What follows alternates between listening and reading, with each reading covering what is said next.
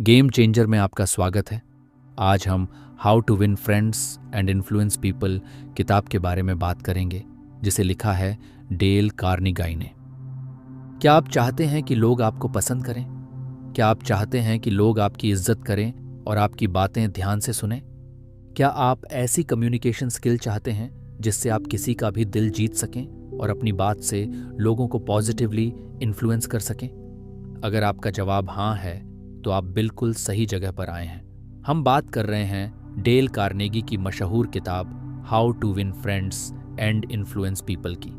पिछले 80 सालों से इस क्लासिक ने लाखों लोगों की जिंदगी बदल दी है। ये किताब हमें सिखाती है कि दूसरों के साथ बेहतर संबंध कैसे बनाएं, दोस्ती कैसे गहरी की जाए और अपने व्यक्तित्व को इतना प्रभावशाली कैसे बनाया जाए कि लोग आपकी ओर खींचे चले आए। सबसे पहले कार्नेगी हमें 3 मूलभूत उसूल बताते हैं जिनसे आप किसी भी इंसान के साथ बेहतर तालमेल बिठा सकते हैं। आलोचना, निंदा या शिकायत कभी न करें। सोचिए, जब भी हम किसी की आलोचना करते हैं, सामने वाले की क्या प्रतिक्रिया होती है? ज्यादातर लोग आलोचना सुनकर नाराज या रक्षात्मक हो जाते हैं। किसी को डांट कर आप उसे शायद ही बदल सकते हैं, उल्टा इससे रिश्ते खराब हो जाते हैं। एक छोटी सी कहानी। एक पिता हर शाम अपने बेटे की गलतियों पर उसे डांटता था, कभी होमवर्क में गलती पर तो कभी शरारत करने पर। एक रात बेटा सो रहा था तो पिता उसके मासूम चेहरे को देखकर सोचने लगा, मैं पूरे दिन इसे डांटता ही रहा, इसकी कभी तारीफ नहीं की। उसे एहसास हुआ कि लगातार आलोचना करने से बच्चे पर बुरा असर पड़ रहा है। अगले दिन से उसने ठान लिया कि वह बेवजह शिकायत करने के बजाय बेटे को प्यार और प्रोत्साहन देगा। सच तो ये है कि कोई भी इंसान अपनी आलोचना सुनना पसंद नहीं करता। इसलिए पहला सिद्धांत यही है कि हम दूसरों की आलोचना, निंदा या शिकायती रवैया छोड़ दें। गलतियां सब करते हैं, लेकिन सुधारने का बेहतर तरीका आलोचना नहीं, समझदारी और सहयोग है। ईमानदारी से और दिल से प्रशंसा करें। हर इंसान को सराहना की भूख होती है, इसलिए हमें दूसरों की सच्चे दिल से तारीफ करना सीखना चाहिए। लेकिन याद रहे, चापलूसी और सच्ची प्रशंसा में फर्क होता है। प्रशंसा दिल से होनी चाहिए, ईमानदार होनी चाहिए। जब आप किसी की अच्छी आदत या काम की सच्चे मन से तारीफ करते हैं तो सामने वाले को महसूस होता है कि उसे महत्व दिया जा रहा है। इससे वह आपसे जुड़ाव महसूस करता है और भी बेहतर करने के लिए प्रेरित होता है। उदाहरण के तौर पर, ऑफिस में एक मैनेजर अगर अपने कर्मचारी की छोटी सी अच्छी कोशिश की भी सबके सामने प्रशंसा करता है तो कर्मचारी का आत्मविश्वास बढ़ जाता है और वह अगली बार ज्यादा मन लगाकर काम करता है। इसी तरह परिवार में भी यदि हम एक दूसरे की खूबियों को नोटिस करके सराहेंगे तो आपसी प्यार और सम्मान बढ़ेगा।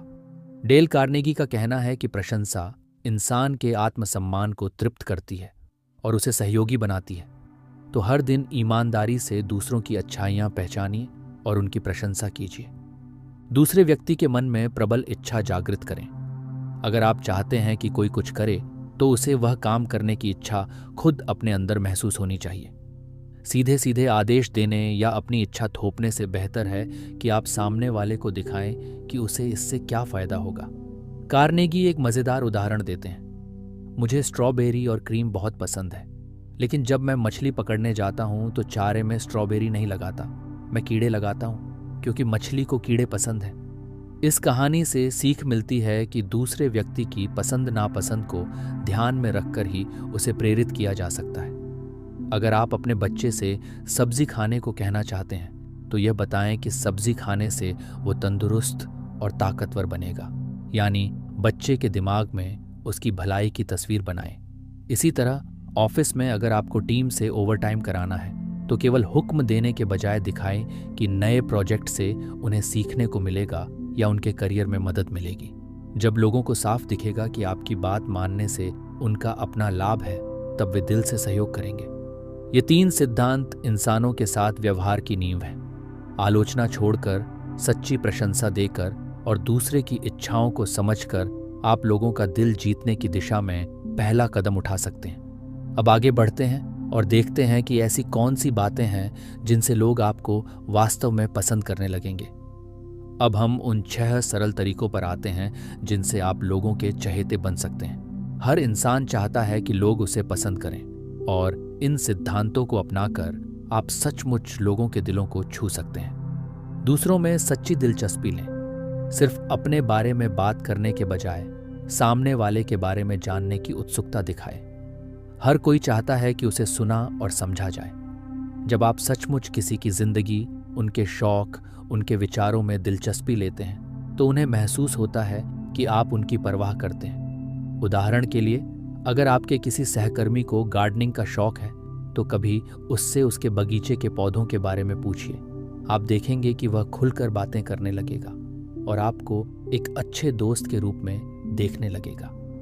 हम यह भी सीख सकते हैं कि पालतू कुत्ते इंसानों के इतने अच्छे दोस्त क्यों होते हैं, क्योंकि वे बिना किसी स्वार्थ के अपने मालिक में दिलचस्पी दिखाते हैं, हर समय प्यार जताते हैं। उसी तरह सच्ची दिलचस्पी दिखाने पर लोग आपकी तरफ आकर्षित होते हैं। बस ध्यान रहे, ये दिलचस्पी बनावटी ना हो। दिखावे के लिए सवाल पूछने से उल्टा असर हो सकता है। दिल से दूसरों को महत्व देंगे तो वे आपको पसंद करने लगेंगे। हमेशा मुस्कुराइए। मुस्कान वह जादू है जो बिना एक शब्द कहे दिल जीत सकती है। क्या आपने गौर किया है, जब आप किसी अजनबी को देखकर मुस्कुरा देते हैं तो अक्सर वह वापस मुस्कुरा देता है।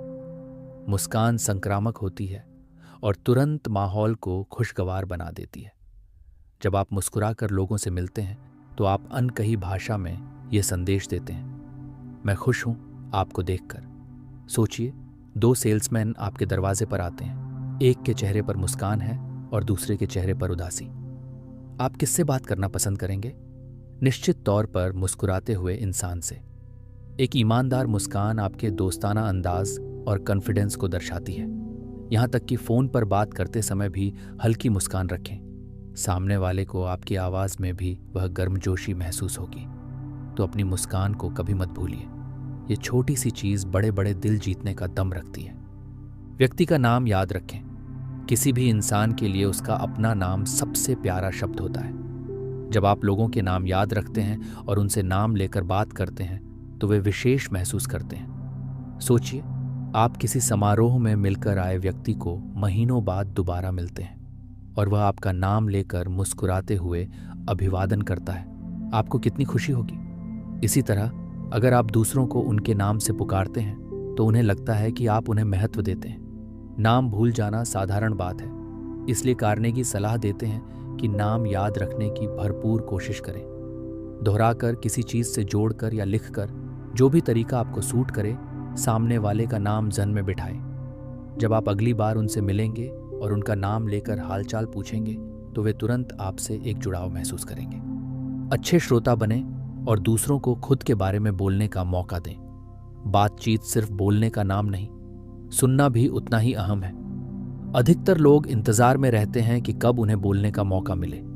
ऐसे में अगर आप सचमुच किसी की बातें ध्यान से सुनते हैं तो आप भीड़ से अलग नजर आएंगे। लोगों को अपने दिल की बात कहने का मौका दीजिए। बीच में बार बार अपने किस्से न लेकर आए, बल्कि उन्हें प्रोत्साहित करें कि वे और बताएं। सिर हिलाकर, मुस्कुराकर, हाँ, अच्छा, फिर क्या हुआ, जैसे शब्दों से उनकी हौसला अफजाई करें। कार्नेगी का अनुभव था कि अगर आप किसी को मन खोलकर बोलने दें तो अंत में वो आपको बातचीत का माहिर समझेगा, भले ही पूरा समय आप बस सुनते रहे हों। सचमुच लोग उस इंसान को बेहद पसंद करते हैं जो उनकी सुनता है, क्योंकि ऐसा व्यवहार दिखाता है कि आप उन्हें अहमियत दे रहे हैं। तो एक अच्छे श्रोता बनिए। कभी कभी चुप रहकर केवल सुनना ही किसी का दिल जीत लेने के लिए काफ़ी होता है। दूसरे व्यक्ति की रुचियों की बात करें। हर व्यक्ति को अपने शौक और रुचियों के बारे में बात करना अच्छा लगता है। अगर आप किसी से दोस्ती बढ़ाना चाहते हैं तो बातचीत का विषय ऐसा चुनें जिसमें सामने वाले की दिलचस्पी हो। मान लीजिए आपकी नई सहेली को क्रिकेट पसंद है और आपको फुटबॉल। अगर आप उससे मिलने पर क्रिकेट की बात शुरू करेंगे तो वह तुरंत उत्साह से शामिल होगी, क्योंकि यह विषय उसे पसंद है। ये मानव स्वभाव है। हम उन लोगों के साथ समय बिताना पसंद करते हैं जो हमारी पसंद के विषयों पर बात करते हैं। इसका यह मतलब नहीं कि आप अपनी रुचियां त्याग दें, बल्कि यह कि शुरुआत में दूसरे की रुचियों को तवज्जो दें। धीरे धीरे आपको भी नए विषयों पर जानने का मौका मिलेगा और सामने वाले को यह एहसास होगा कि आप उसकी पसंद का सम्मान करते हैं। इस तरीके से आप अनजान लोगों से भी जल्दी घुल मिल सकते हैं, क्योंकि कॉमन इंटरेस्ट पर बात होने से एक अपनापन महसूस होता है। हर इंसान को अहमियत दें सच्चे मन से। लोग तब आपका साथ पसंद करते हैं जब आप उन्हें महसूस करवाते हैं कि वे मायने रखते हैं। कार्नेगी कहते हैं, कल्पना कीजिए हर व्यक्ति के गले में एक बोर्ड लटका है जिस पर लिखा है, मुझे महत्वपूर्ण महसूस कराओ। सच में हर इंसान चाहता है कि उसे सराहा जाए, मान दिया जाए। हम जब दूसरों को ईमानदारी से अहमियत देते हैं, चाहे वे छोटे बच्चे हों या बड़े अधिकारी, तो वे हमारी तरफ आकर्षित होते हैं। इसका मतलब है विनम्रता और सम्मान दिखाना। थैंक यू, प्लीज जैसे शब्द कहना, बड़ों का आदर करना, छोटों को प्रोत्साहित करना। उदाहरण के लिए आप अपने छोटे भाई को कोई जिम्मेदारी देकर कहते हैं, तुम तो हमारे छोटे सुपर हीरो हो, ये काम तुम ही कर सकते हो। जरा सोचिए वह बच्चा कितना खास महसूस करेगा। इसी तरह ऑफिस में अगर बॉस चपरासी तक को भाई साहब कहकर सम्मान देता है और उसके काम के लिए धन्यवाद करता है, तो वह कर्मचारी दिल से उस बॉस की इज्जत करने लगेगा। जरूरी बात यह है कि यह सब दिखावे के लिए ना हो। मन से दूसरों की प्रशंसा और आदर करेंगे तो उन्हें भी सच्चा लगेगा। हर व्यक्ति को महत्व दें और फिर वह आपको पसंद किए बिना नहीं रह पाएगा। ये 6 तरीके अपनाकर आप पाएंगे कि लोग स्वतः ही आपकी ओर खींचे चले आते हैं। असल बात यही है, लोगों को सच्चा महत्व दीजिए और बदले में वे आपको पसंद करेंगे, आपकी इज्जत करेंगे। अब आगे बढ़ते हैं उन सिद्धांतों की तरफ जिनसे आप लोगों को अपने तरीके से सोचने के लिए प्रेरित कर सकते हैं। अब तक हमने सीखा कि लोग आपको पसंद करें, इसके लिए क्या करें। लेकिन अगला कदम है लोगों को अपनी बात से सहमत कैसे कराया जाए, वो भी बिना विवाद के। डेल कार्नेगी इस हिस्से में 12 सिद्धांत बताते हैं जिनसे आप दूसरों को अपना दृष्टिकोण अपनाने के लिए प्रेरित कर सकते हैं। बहस से बचें। किसी तर्क वितर्क में जीतने का सबसे अच्छा तरीका है कि उस बहस को होने ही न दें। जरा सोचिए, बहस में आप चाहे तर्कों से जीत भी जाएं, सामने वाले का मन बदलना तो दूर, वह अंदर ही अंदर और दृढ़ हो जाता है। बहस अक्सर दोनों पक्षों में कड़वाहट बढ़ाती है, इसलिए कोशिश करें कि आप छोटे मोटे मुद्दों पर बहस में न उलझें। अगर किसी बात पर असहमति हो तो शांति से विषय बदल दें या हंसकर टाल दें। उदाहरण के लिए, यदि आपका दोस्त किसी फिल्म को बेहतरीन बताता है जो आपको खास पसंद नहीं आई, तो बहस करने की बजाय आप कह सकते हैं, हो सकता है तुम सही कह रहे हो, हर किसी की पसंद अलग होती है। इस तरह बहस का माहौल बनेगा ही नहीं और दोस्ती बरकरार रहेगी। दूसरे की राय का सम्मान करें। कभी सीधे न कहें कि तुम गलत हो। लोग अपनी राय को काफी अहमियत देते हैं। यदि आप उनसे सीधा कहेंगे कि तुम गलत हो, तो वे तुरंत रक्षात्मक मुद्रा में आ जाएंगे और आपकी बात सुनना बंद कर देंगे। कोई भी अपनी गलती स्वीकारना नहीं चाहता, खासकर जब उसे कटघरे में खड़ा किया जाए। इसलिए अगर आपको असहमति जतानी हो तो विनम्रता से करें। उदाहरण के तौर पर, यदि किसी सहकर्मी का आइडिया आपको सही नहीं लगता, तो ये न कहें तुम गलत सोच रहे हो, बल्कि कहें मैं समझता हूं आपका पॉइंट, लेकिन क्यों ना हम इसे इस नजरिए से भी देखें। इस तरह आप उसके विचार को भी महत्व देंगे और अपना मत भी रख पाएंगे बिना उसे अपमानित किए। अगर आप गलत हैं तो तुरंत और जोर देकर अपनी गलती मान लें। अपनी गलती स्वीकार करना बहादुरी और बड़प्पन की निशानी है। अक्सर हम गलती होने पर बहाने बनाने लगते हैं या बचाव करने की कोशिश करते हैं, पर कार्नेगी कहते हैं कि उल्टा तुरंत हाँ मेरी गलती थी मान लेने से आपकी इज्जत बढ़ती है। सोचिए कि आपने गलती से अपनी पत्नी का फोन पानी में गिरा दिया। बजाय बहाने बनाने के अगर आप फौरन बोलें ये मेरी ही गलती है, मुझे बहुत अफसोस है, तो सामने वाला क्रोध करने की बजाय तुरंत नरम पड़ जाएगा। वास्तव में जब हम अपनी गलती जोर देकर कबूल कर लेते हैं तो दूसरा व्यक्ति भी उदार हो जाता है और मामले को तूल देने के बजाय आसानी से सुलझा लेता है। हमेशा दोस्ताना अंदाज में शुरुआत करें। किसी भी बातचीत या मतभेद की शुरुआत नरमी और मुस्कान के साथ करें। यदि आप शुरुआत ही तीखे लहजे या आरोप से करेंगे तो सामने वाला पहले क्षण से रक्षात्मक हो जाएगा। इसकी बजाय चाहे आपको विरोध भी जताना हो, पहले एक दोस्ताना हेलो कहें, हालचाल पूछें या कोई सकारात्मक बात करें। माहौल सहज होने पर विषय को आगे बढ़ाएं। कहते हैं ना, शहद से ज्यादा मक्खियां पकड़ सकते हैं, सिरके से नहीं। मीठे दोस्ताना लहजे से आप किसी के दिल का द्वार खोल सकते हैं। यदि आपको ग्राहक सेवा विभाग में शिकायत भी दर्ज करानी है तो क्रोधित होने के बजाय शांत एवं सौम्य स्वर में बात शुरू करें। आपको समाधान मिलने की संभावना कहीं अधिक होगी। सामने वाले को शुरुआत में ही हाँ बुलवाए। वार्तालाप को ऐसे बिंदुओं से शुरू करें जिन पर दूसरा व्यक्ति सहमत हो सके। यदि शुरुआत में ही वो नहीं कह देता है तो आगे उसे हाँ में बदलना बेहद मुश्किल होगा। कार्नेगी की सलाह है कि पहले छोटे छोटे हाँ निकलवाएं। उदाहरण के लिए, यदि आप अपने दोस्त को जिम चलने के लिए राजी करना चाहते हैं तो पहले पूछें, तुम कहते थे फिट होना जरूरी है ना? वो कहेगा हाँ। फिर पूछें, और सुबह एक्सरसाइज करना सेहत के लिए अच्छा होता है, सही? दोबारा हाँ। जब 2-3 बार वो हाँ कह चुका होगा तब अगर आप सुझाव दें तो चलो कल से 7 जिम शुरू करते हैं, तो उसके मानने की संभावना बहुत बढ़ जाती है। लगातार हाँ कहने से एक सकारात्मक गति बन जाती है जिससे असहमति की गुंजाइश कम हो जाती है। अधिकतर समय दूसरे को बोलने दें।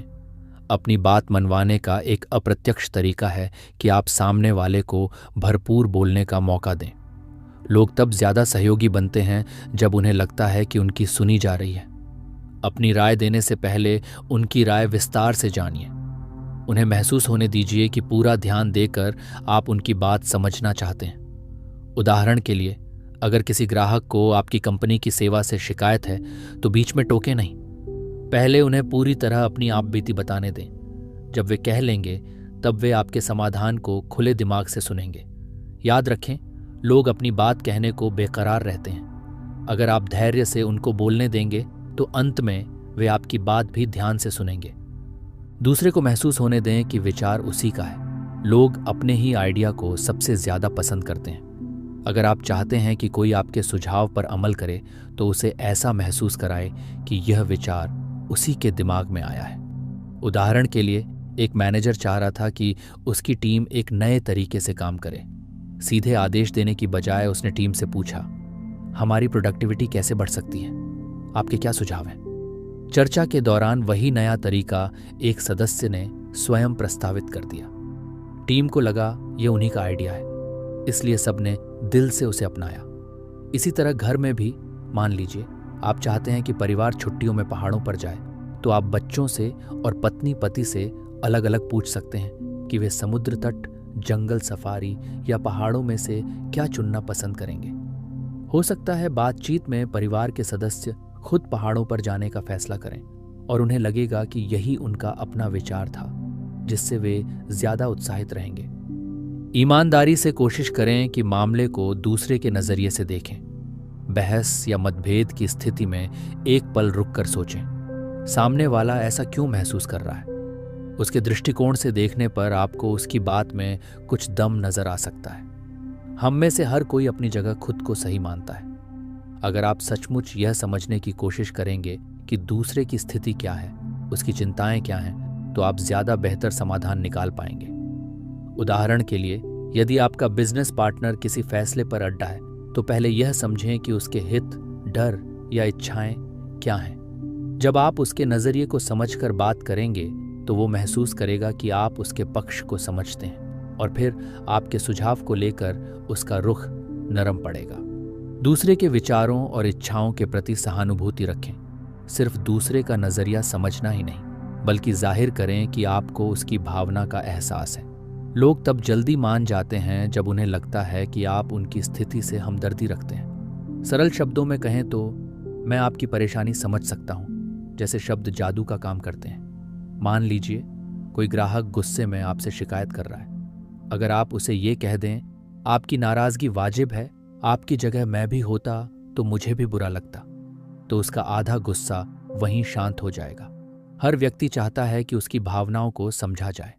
सहानुभूति दिखाने से विरोधी भी दोस्ताना व्यवहार करने लगते हैं और समाधान आसान हो जाता है। श्रेष्ठ उद्देश्यों की अपील करें। लोगों के अंदर हमेशा खुद को नेक और अच्छा साबित करने की इच्छा होती है। इस सिद्धांत का मतलब है कि आप दूसरों के सामने उनके ऊंचे मूल्यों की दुहाई दें, उन्हें ऐसा महसूस कराएं कि आप जानते हैं वे ईमानदार या महान बनना चाहते हैं। उदाहरण के लिए, यदि कोई ग्राहक बिल चुकाने में देर कर रहा है तो उसे धमकाने के बजाय आप कह सकते हैं, हम जानते हैं कि आप अपनी प्रतिबद्धताओं का सम्मान करते हैं, यकीन है कोई विशेष परेशानी रही होगी। ऐसा कहने पर अक्सर सामने वाला अपने आप को उस भरोसे के लायक साबित करना चाहता है। इसी तरह अपने बच्चे को समझाते समय कहें, मैं जानता हूं तुम बहुत जिम्मेदार हो। ये सुनकर वह और जिम्मेदारी से पेश आएगा ताकि आपके विश्वास पर खरा उतर सके। अपने विचार को रोचक, नाटकीय रूप में प्रस्तुत करें। सिर्फ कहना काफी नहीं, दिखाना जरूरी है। कभी कभी हमें अपने विचार या सुझाव को असरदार बनाने के लिए उसे ड्रामा या कहानी का रूप देना चाहिए। हम इंसान कहानियों और दृश्य उदाहरणों से ज्यादा प्रभावित होते हैं। मान लीजिए आप अपने कर्मचारियों को समय की पाबंदी का महत्व समझाना चाहते हैं। पहली स्थिति, आप रोज मीटिंग में देरी से आने पर डांटते हैं। दूसरी स्थिति, आप एक दिन सबके आने के समय का चार्ट बनाकर मीटिंग में दिखाते हैं और कहते हैं, देखिए, यदि हर कोई 5 मिनट लेट आए तो हमारी कंपनी साल में इतने घंटे बर्बाद करेगी। दूसरे तरीके का दृश्य प्रभाव पहले से कहीं ज्यादा है। चाहे प्रेजेंटेशन में ग्राफिक का इस्तेमाल हो या अपने प्रोडक्ट का लाइव डेमो, अपने आइडिया को क्रिएटिव अंदाज में पेश करेंगे तो लोग उसे लंबे समय तक याद रखेंगे। चुनौती देकर उत्साह बढ़ाइए। लोग चुनौतियां पसंद करते हैं। अगर आप चाहते हैं कि लोग अपना सर्वश्रेष्ठ दें तो उन्हें स्वस्थ प्रतिस्पर्धा का अवसर दीजिए। एक चुनौती भरा लक्ष्य या गेम सा माहौल उन्हें प्रेरित कर सकता है। उदाहरण के लिए, एक सेल्स टीम की बिक्री बढ़ाने के लिए आप एक दोस्ताना प्रतियोगिता रख सकते हैं कि इस महीने कौन सबसे ज्यादा सेल करेगा। आप पाएंगे कि थोड़ा सा प्रतियोगिता का तत्व आते ही सभी की ऊर्जा और परिणाम दोनों बढ़ गए। चुनौती लोगों के अंदर छुपी प्रतिस्पर्धी भावना को जागृत करती है और उन्हें और बेहतर करने के लिए प्रोत्साहित करती है। खुद डेल कार्नेगी ने भी नोट किया कि जब कंपनियों में कर्मचारियों को एक दूसरे को मात देने की सकारात्मक चुनौती दी गई तो उत्पादन और उत्साह दोनों बढ़ गए। इन 12 सिद्धांतों को अपनाकर आप बड़ी सहजता से लोगों को अपने नजरिए के करीब ला सकते हैं, बिना किसी तल्खी के। जब आप बहस करने के बजाय सम्मान, समझ और रचनात्मक तरीके अपनाते हैं तो लोग स्वाभाविक रूप से आपकी बात मानने को तैयार हो जाते हैं। अब हम चलेंगे आखिरी हिस्से की ओर, जहां एक लीडर की तरह प्रभाव डालने और लोगों में बदलाव लाने के तरीकों पर चर्चा होगी। एक सच्चे लीडर की पहचान है कि वह दूसरों में सर्वश्रेष्ठ निकाल सके बिना उनकी भावना आहत किए। अंतिम अध्याय में कार्नेगी बताते हैं कि लोगों को प्रेरित करके उनमें सकारात्मक बदलाव कैसे लाया जाए। यहाँ 9 सिद्धांत हैं जो नेतृत्व करते समय काम आते हैं। प्रशंसा के साथ शुरुआत करें। जब भी आपको किसी व्यक्ति की गलती सुधारनी हो, शुरुआत उसकी तारीफ से करें। ईमानदारी से उसकी किसी अच्छी क्वालिटी या पिछले काम की सराहना करें, फिर धीरे से उस पहलू पर आए जिसमें सुधार चाहिए। सीधे आलोचना सुनते ही अक्सर लोग रक्षात्मक हो जाते हैं, लेकिन अगर पहले उन्हें प्रशंसा मिले तो वे खुल जाते हैं। उदाहरण के लिए, एक बॉस अपने कर्मचारी को कह सकता है, पिछली बार आपने प्रोजेक्ट बहुत बढ़िया संभाला था, टीम भी आपकी तारीफ कर रही थी। इस बार रिपोर्ट में बस कुछ छोटे बदलाव की जरूरत है, मिलकर ठीक कर लेंगे। इस तरीके से कर्मचारी को लगेगा कि उसकी काबिलियत को पहचाना जा रहा है और वह बिना नाराज हुए सुधार स्वीकार करेगा। गलतियों का ध्यान अप्रत्यक्ष रूप से दिलाएं। यदि किसी ने गलती की है तो उसे सीधे सीधे कटघरे में खड़ा न करें। बात को घुमाकर या नरम लहजे में कहें ताकि उसे अपनी भूल का एहसास हो जाए बिना शर्मिंदा हुए। उदाहरण के तौर पर, मान लीजिए किसी सहयोगी ने एक दस्तावेज में गलतियां की हैं। आप सीधे ये कहने की बजाय कि तुमने यहाँ गलती की, यूं कह सकते हैं, दस्तावेज अच्छा है, बस कुछ बिंदुओं पर दोबारा नजर डालने की जरूरत है। मुझे लगता है हम इन्हें थोड़ा सुधार सकते हैं, क्या कहते हो? इस तरह आप उसकी गलती की ओर इशारा भी कर देंगे और उसे बचाव की मुद्रा में भी नहीं जाना पड़ेगा। सार्वजनिक रूप से भी किसी की गलती बताने से बचें। अलग ले जाकर समझाएं ताकि उसका सम्मान बना रहे। आलोचना से पहले अपनी गलतियों का जिक्र करें। यदि आपको किसी की भूल सुधारनी है तो बातचीत में कहीं अपनी गलती या कमी का उदाहरण भी दे दीजिए। इससे सामने वाले को लगेगा कि यही परफेक्ट नहीं, हम दोनों इंसान हैं। परिणाम स्वरूप वह आपकी आलोचना को आसान से स्वीकार कर लेगा। जैसे एक पिता अपने बेटे को कह सकता है, मुझे याद है तुम्हारी उम्र में मुझसे भी ऐसे गलतियां होती थीं, और फिर प्रेम से समझा सकता है कि वो गलती कैसे सुधारे।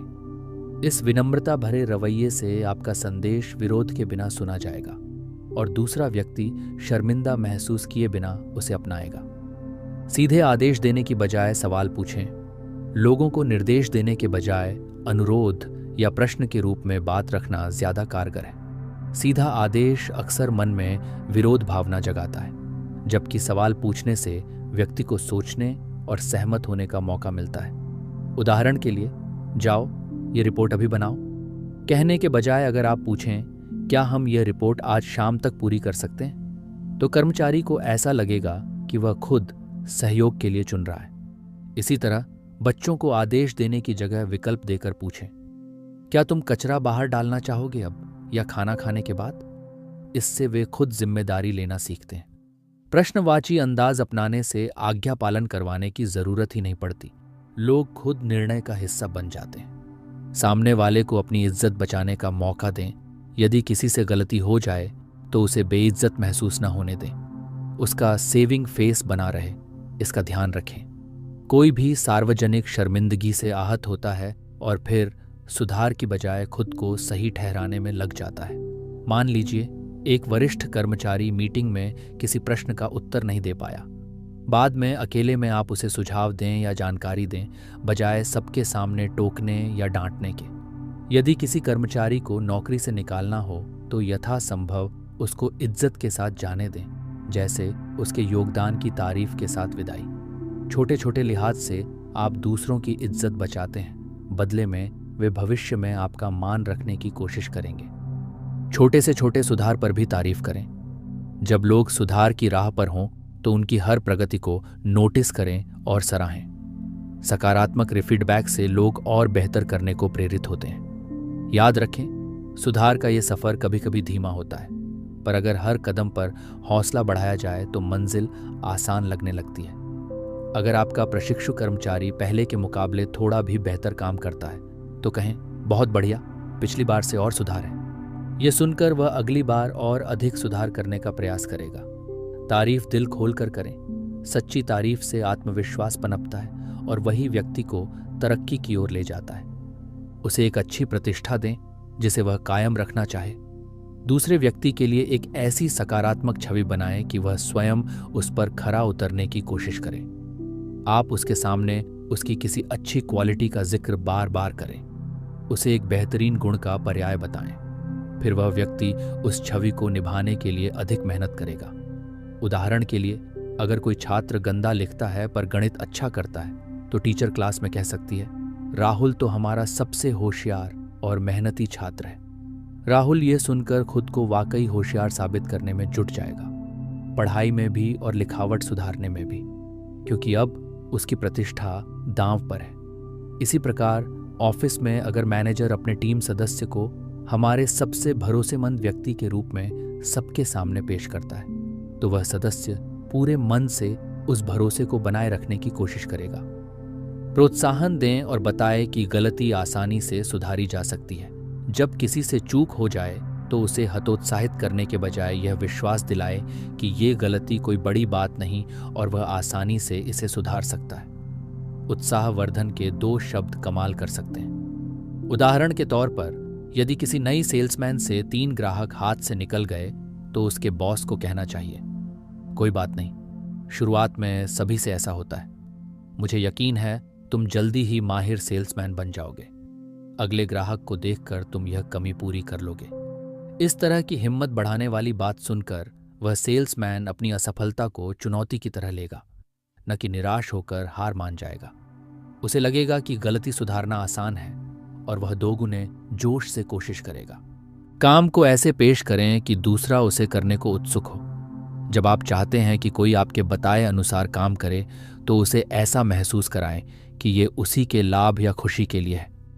आदेश देने से बेहतर है काम को आकर्षक बनाना। अगर आप अपने बेटे से कमरे की सफाई करवाना चाहते हैं तो यह न कहें, अभी जाओ कमरा साफ करो, बल्कि इसे खेल या चुनौती की तरह पेश करें। देखें हम दोनों में से कौन अपना कमरा जल्दी साफ करता है, या कमरा साफ कर लोगे तो शाम को आइसक्रीम खाने चलेंगे। बच्चे को लगेगा ये काम बोझ नहीं, मज़ेदार है या इसमें इनाम है, तो वो खुशी खुशी कर देगा।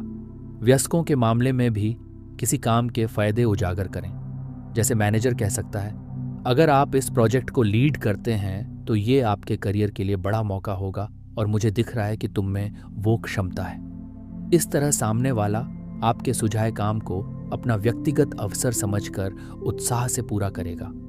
इन 9 लीडरशिप सिद्धांतों का लक्ष्य है कि आप बिना किसी की भावना को आहत किए उन्हें बेहतर बनने में मदद करें।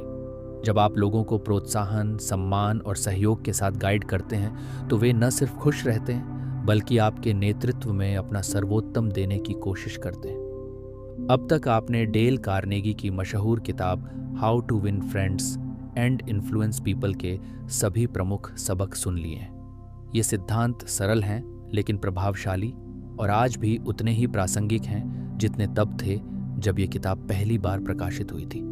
असली चुनौती अब शुरू होती है, इन बातों को असल जिंदगी में लागू करना। सोचिए, अगर आप आज से ही आलोचना करने के बजाय दूसरों की तारीफ करना शुरू करें, हर मिलने वाले को एक सच्ची मुस्कान दें, लोगों की बातें मन लगाकर सुनें और दूसरों को महत्व दें, तो कुछ ही समय में आपके रिश्तों में कितना सकारात्मक बदलाव आ सकता है। लोग आपकी ओर खींचे चले आएंगे, आपको पसंद करने लगेंगे और आपके विचारों को सम्मान मिलेगा।